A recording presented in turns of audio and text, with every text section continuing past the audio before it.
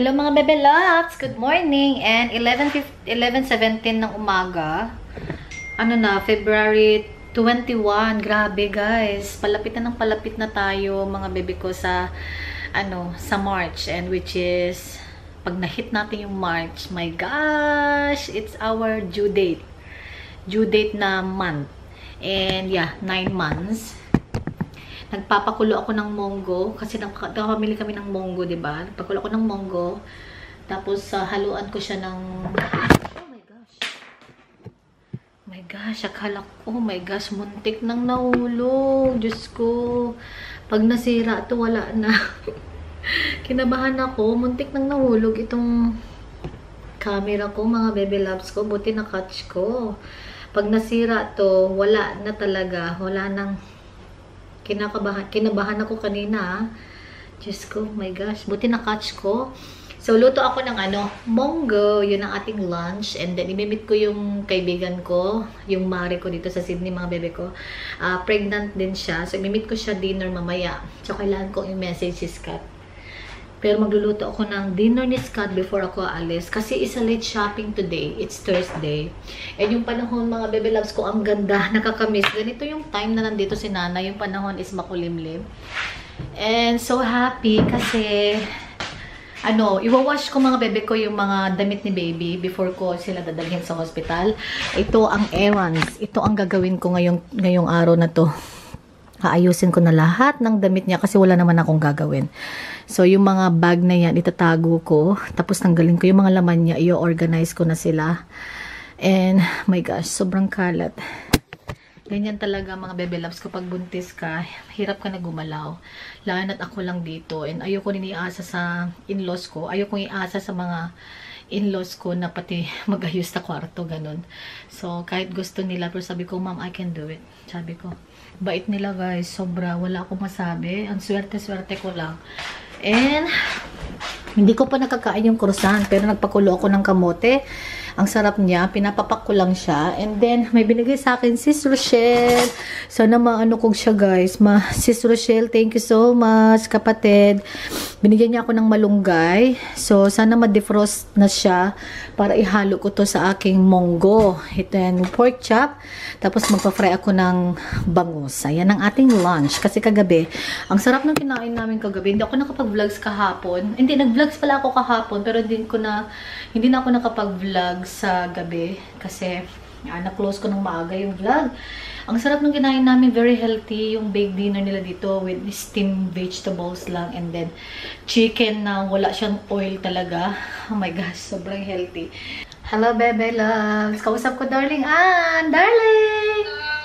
Hi, everyone. Oh, she said hi, everyone. Darling mo lang dito. The whole week, siya, cloudy. Tapos, gloomy, ganyan, tapos maambon. Buti hindi siya malakas. Pero grabe yung panahon, darling, oh. Nakakalungkot yung panahon. Colors. Nagluluto ako ng monggo, darling. Ano nangyari sa mukha ko? Ang cute namin, no? Tika lang. Tingnan niyo mga kaloka. Oh.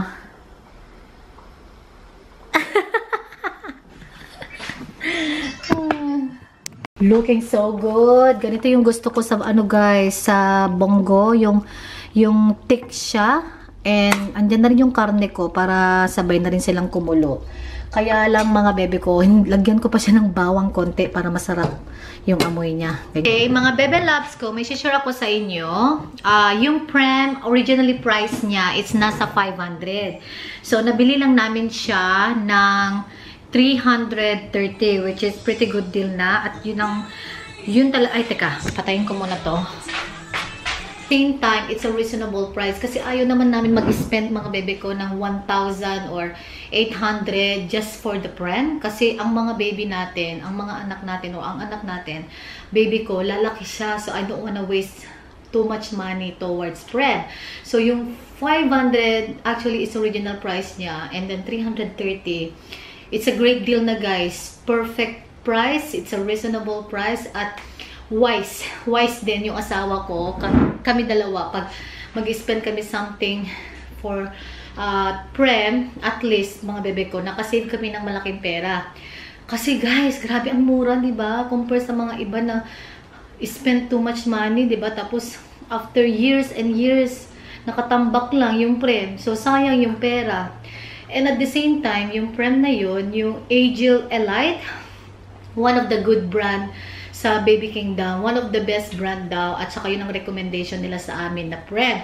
Hindi na namin kailangan na yung parang tawag yung cozy, yung maxi cozy na, kasi guys, hindi siya highly recommended sa amin kasi magagamit lang ni baby yun from born to 6 months. The latest is from born to 1 year. So sabi ng marami din daw bumibili ng ganun, pero mas marami bumibili ng mga ganitong prem na itong prem, mga bebe ko, it's born until 4 years old to 5 years old sila, kasi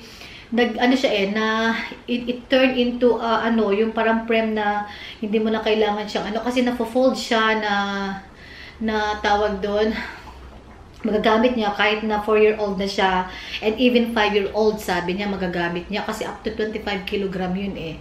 So sabi ko, wow, dito na lang tayo kasi nag-sale na nga, mura, nag-sale na siya, great deals, tapos hindi na tayo mamimili pa ng extra paglaki niya kasi magagamit niya the same prem.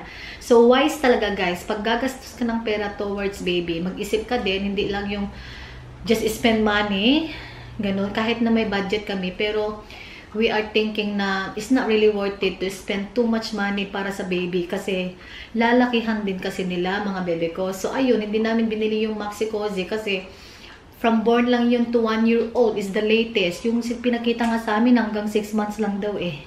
Pagka 6 months niya, bibili kami ulit ng prem. So parang it's not really worth it talaga. So yun, that's good guys. Share ko lang sa inyo. Don't spend too much money para sa mga baby about sa prem or car seat kasi lalakihan nila yan. Ang bilis nilang lumaki. Maghanap kayong good brand na siya. At the same time, safety siya and recommended. Kasi syempre, hindi lang kami basta bumili guys. Nagtanong-tanong din kami kung ano yung recommend nila doon sa mismo Baby Kingdom. Baby Kingdom is one of the best na shop dito pag mag-shop ka ng for babies. One of the popular shopping dito guys for babies. And then yung car seat, the same thing, bumili kami ng separate car seat.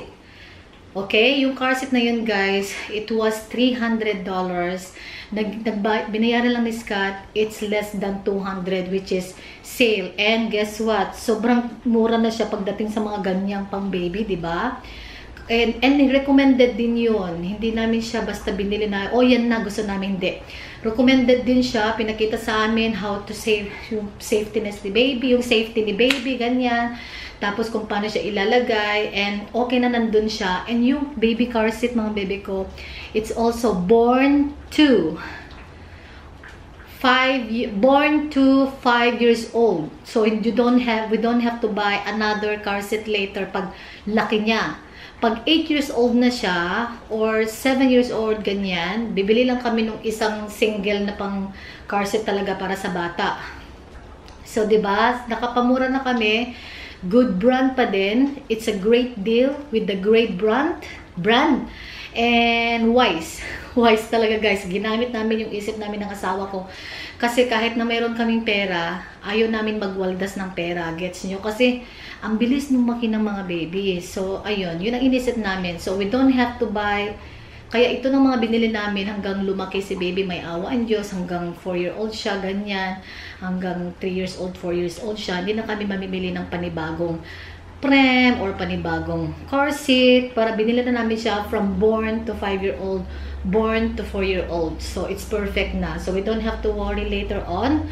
Mag-worry na lang kami pag yung 5 years old to 6 years old na siya, ganyan. Kung, ewan ko kung magpiprem pa siya. So, at least, diba, it's a good thinking. So, yun lang guys, na-share ko. Kasi, iskatin na yung mga bebe ko. Ganito kami, inaamin namin, ganito kami. Sobrang ipon namin. Hindi kami yung basta waldas ng pera. Na kahit meron, na kahit na hindi ko naman kailangan, ibinibili. Hindi kami ganun. Hindi kami yung bili ng bili. Mag-asawa, Which is, kahit itong bahay namin, sarili na namin. So, we are still talaga, nag-iipon kami talaga. Hindi kami yung bili ng bili as in mga bebe ko. And then, kahit na yung bahay namin, hindi kami nagbabayad ng rent dito kasi sarili namin to. Which is, so lucky lang talaga at sobrang bait ng mga in-laws namin. So, basta ipon lang guys, importante din yun. And, ano pa ba? So, yun, na-share ko lang sa inyo mga bebe ko. And thank you so much sa lahat ng mga nag-DM about sa mga prem, about sa mga ganito na dapat ganito. But guys, we already made our decision. Ay! Looks so good! My gosh! Thank you so much, Sis Rochelle. Ito na yung malunggay natin, mga bebe loves ko. Excited ako kainin to guys. Sobrang tagal ko na hindi nakakain nito. Itong malunggay na to. Naglagay na rin ako ng konting ampalaya. So ayan guys, ginisang munggo na may ampalaya. Masarap sana to kung may talong Kasi Ilocano way or sa amin, sa province namin, nilalagyan namin siya ng talong. But anyway, malunggay is the best. Ayan, for baby and I. Tapos dito ko na rin, nagluluto na rin ako ng rice ko. Ayan. Ha? You will lose? Mag-exercise ka after. Oo, mag-exercise ako. Ikaw yung motivation ko Ayan guys, luto na yung munggo. Kain tayo. Tikman natin. Sana luto na nga siya ng mabuti. Baka yung ampalaya ay hindi pa luto. Pero daylights pa naman, no? Kain. Paano pa din kay Daddy? Munggo. Oo.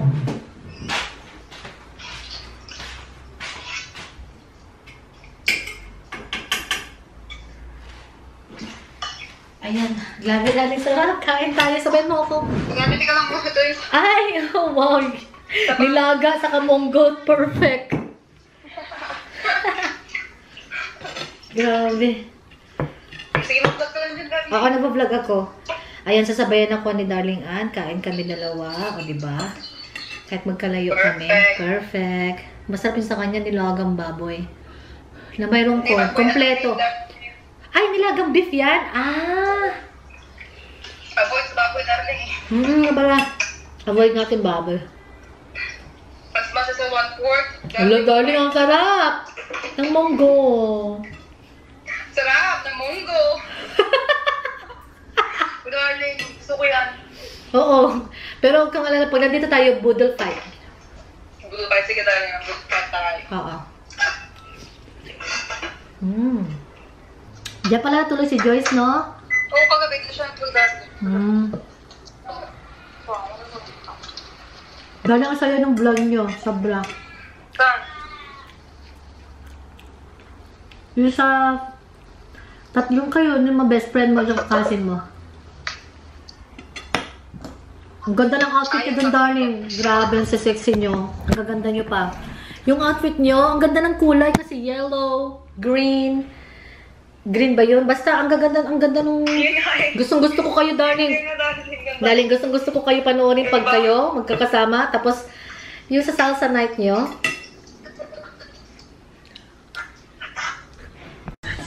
Hello, Dad. Hello, Dad. Hello, hello. Got all the ironing here today for Juliet and Scott. Got it all, it's all Thank done. you. Did you see this? This is Darling Ann, Dad. Hello. Got all the ironing done. Even a dress, look. Lovely dress like this. Thank you. Right on. Right Dad, on. you'll see Ann soon. Right on. You'll see Ann and Jordan soon, Dad. There she is. She's got the dress on there. Kakatuwa naman si Dad. Yeah. Thank you, Dad. Got the dress Thanks on. to Mom. Okay. I'm watching Netflix. Arrow, guys. Yung Arrow. Recommended ko siya. Maganda siya so far. Ayan. May crush ako. Teka, pakita ko yung crush ko, guys. Sa akin, mag-silver, ano tawag doon? Mag-purple shampoo ako. Meron akong purple shampoo, mga bebe ko. And hindi ko lang siya nagamit for every time na niligo ako. Sometimes, ginagamit ko. Pero grabe, no?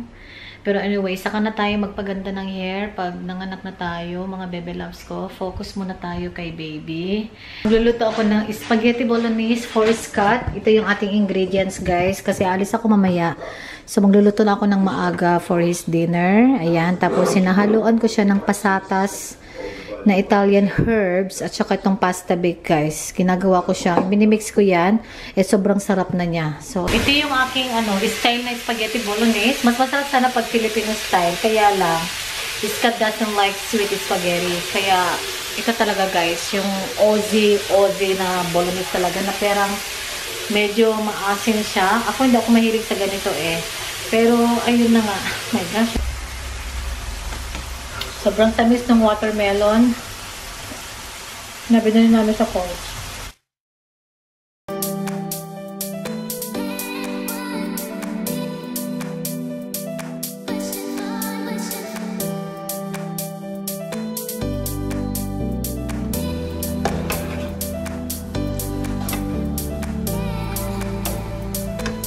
Mga bebe loves ko, kay gising ko lang. And yes, thank you so much sa lahat ng mga compliment pala yung mga ganitong looks na very mild and simple lang. And I'm into nude lippy lately and super bet ko siya. Okay, tara na mga bebe ko sa Westfield. Dinner namin ng aking mare. Ayan. So, nakapaglinis na ako ng konti. Tapos ito, nandyan ba yung yung aking, mamaya ko na lang to ilalagay sa ilagay ko na kaya sila sa fridge. Mamaya na lang. Yeah.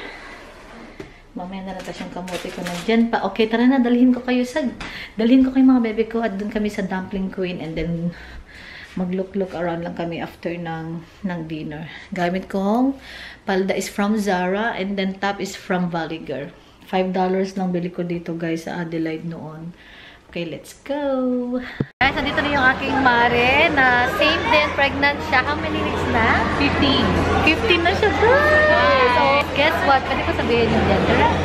Guess what, mga bebe ko? It's baby girl! Kaya blooming siya! Baby girl, first time. Baby girl, first time baby. First time baby. So, dito kami ngayon sa Dumpling Queen. Dinner date kami. Ayun, kasi lang kami eh. Tapos talatapos ng work niya. So, nag-catch up kami. Kasi laging postpone yung catch up namin. Diba? Yes. Lagi na postpone. I like yung yung earrings mo. Ang ganda. O, diba guys? Kasi pag sa days nga, kailangan alaga yung sarili. Right. Pero yung first ko talaga, grabe. Ang pangit-pangit ko. First trimester. Yung first trimester talaga. Sobra. Ikaw din. Ano to? Pork steam bun. Barbecue. Pork steam bun. Barbecue, guys. Kain. Buti magkalapit lang kasi tayo. Kaya. Guys, ayan. Kain tayo ng dumplings na to. Paborito ko to. Recommend ko kay Lorelei. So nice. Guys, may singlet. Magkano yan kaya? Posible. 450 talaga yan? Baka hindi naman. 450 pa 5. Good morning, bebe loves ko. It's another, my gosh. Mag-alas 10 na. And alas 3 pa yung pasok ni Scott. That's good.